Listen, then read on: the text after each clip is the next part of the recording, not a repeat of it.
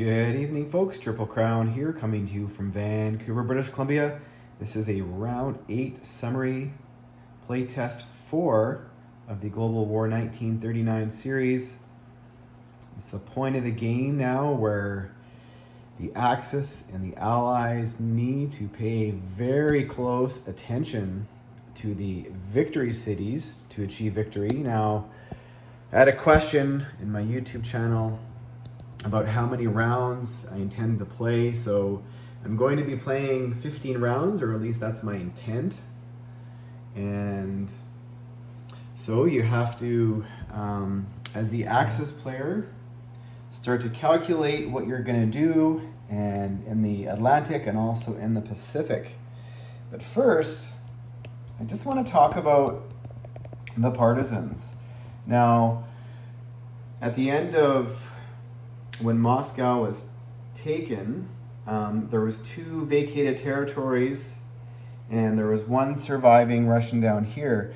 Now in eastern Ukraine, there was a partisan which defends Eta 2. Now Bill posed a question, or CB's Bill, about, yes, it's fantastic that, Germany has all these tanks left over, but they have to gobble up the rest of the Russian territories so that the Russians that are building in Novosibirsk can no longer continue to do so. And also clear up the partisans. But this partisan that was right here killed an attacking medium armor and also a veteran fighter attacking at a 7. It killed them. It killed actually, and maybe the veteran fighter should have attacked a second round, but it didn't. So it killed the tank, and then so at the end of the Russian turn, it turned into an infantry, and then it was attacked by 2 medium Kara Amato Italians, and it survived. And sometimes these little battles become a prelude about what's to come, but the Russians probably would have traded this infantry in this territory gladly, because last turn when the Americans tried to lend lease, the money was, they tried to lend lease 20 IPP and half of it was intercepted by the Germans. None of it went to the Russians. Well, this turn, also bad news. All of the money was 20 IPP was didn't make it, so it was lost in the sea somewhere.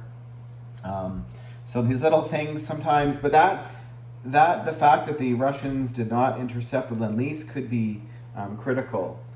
So as of right now, the Russians are making 10 IPP. They did a build in Novosibirsk. They built 2 regular infantry, 2 veteran or elite guards, a JS-3 tank, and this cavalry came back from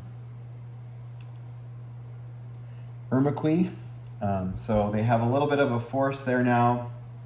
So we're going to start to talk about victory cities. Now currently, the European Axis have 7, and are they going to be able to hold on to Paris? And if the answer is no, well, what can the Germans do to counteract that? What can they possibly do? Well, I don't know. Are they going to have a shot at Cairo? And if not, they can't leave it to round 15. They have to start planning with the Japanese now. In terms of what they want to do. Now, in the Pacific, the Japanese have 5. So currently the Axis have, 7, but are they going to be able to hold France? And if no, that means they only have 6. So that means in the Pacific, the Japanese are going to be able to have 6 themselves. So, well, what are the options? Are they going to, push hard into Novosibirsk here, which is going to take up a ton of resources, especially with the FEC sort of nipping at their heels? Now they have a bit of an air force, so it's a problem. Or do they now they've got the Chinese push back and the Russians are kind of muted or neutered, do they now select their eyes on another target? And that target could be Calcutta, it could be Sydney, or it could be Hawaii. Well, I've elected to, at least for now, shift gears, and the Japanese have gone heavy after Calcutta. They've got a buildup of forces here of about, I don't know, 40 units sitting 2 spaces away. They've got a bunch of naval transports. And so this is going to be an interesting battle. Now playing solo, I mean, it's pretty obvious what the Japanese are doing. They've got their transports all in position. They've almost pulled out of China, although they're still building there. The British have responded. They blitzed a couple tanks from the Middle East for armor, and they brought some of their Navy down. So that's going to be interesting to see how that plays out. And we will talk about what happened. So this is currently the Americans that are sitting and British that are sitting in Bordeaux. They did their D-Day attack, which is once per turn. They can do a combined amphibious landing in Normandy or Bordeaux or Western Europe, and that's what's surviving. They took out about 14 Germans that were sitting in Bordeaux, and that's what they have surviving. So I don't know if the Germans are going to be able to push them off next turn, so it is going to be a slow buildup. So what happened here? Well, ping pong actions happening in Barcelona as the Germans and the Italians are determined to get to Madrid and get this small navy down here, and these units, and the Canadians and the British and the Americans.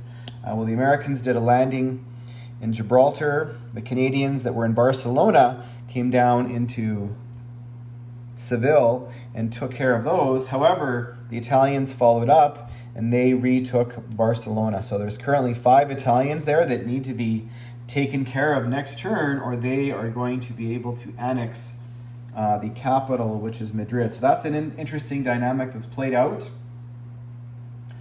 The Germans and the British, well, this is a kind of a standoff. So the Germans' goal is to basically protect their 3 ICs over here for their Axis miners. The Bulgaria is probably the biggest one that's under threat. And they also, want to protect this channel for the Black Sea, because the British could do a landing over here in the Caucasus or Baku, or just make a nightmare of themselves. So there's a bit of a standoff happening, and the British currently have about 20, almost 30 units there, and the Germans are starting to build up. So that's going to be very interesting. So right now, nobody really wants to attack anybody. It's a bit of a standoff. Now, the British could, at some point, back away and use their naval transports to go and do a landing and try and go for a play for Italy. And I'm not sure if they want to do that yet. So that's going to be interesting. The Americans are sending some Navy into the lone carrier into the Pacific, and they've got some naval transports that were in South America now starting to make their way up. They retook Rio de Oro. They did a build of another 5 armor and 5 infantry, which are 2 Marines. So they will be able to land another 10 units next turn. The British will be able to land about another 14 with the Canadians. So there is a problem currently in Western Europe for the Germans to deal with, and are the Italians. They've got to look over their shoulder so they can't help out the Germans too much. So that's currently what's happening. The British Air Force, or the Commonwealth Air Force, currently is centralized in Iraq, so it can go help out over here in Western Turkey, or it can go help out in the Caucasus, or if it wants to, it's 4 spaces away from Gibraltar. So it's in a very good position. The Japanese decided not to take the last money island, because if they did, that meant they were going to be exposing one of the island territories down here, which is the Dutch East Indies. So they're currently holding pat, and they're going to need some reinforcements from their Navy. Otherwise, the combined fleet down here is looking kind of scary. So over here in China, the Japanese have backed off. However, they are not totally out of the fight in the China at all by any. They're just backed up a little bit. They're sort of gathering their forces, and they're just trying to keep the Chinese and the Russians back at a point with one hand, so they can go and fight the FEC over here in Calcutta. A little bit of a Japanese naval presence over here.